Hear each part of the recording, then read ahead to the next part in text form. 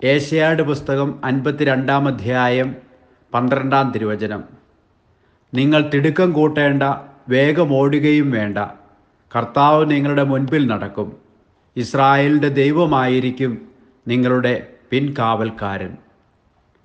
കാരുണ്യവാനായ കർത്താവേ, ഒന്നിനെക്കുറിച്ചും വ്യഗ്രതയോ തിടുക്കമോ കൂടാതെ ക്ഷമയോടെ അങ്ങയുടെ വഴികളിലൂടെ സഞ്ചരിക്കുവാൻ ഞങ്ങളെ സഹായിക്കണമേ.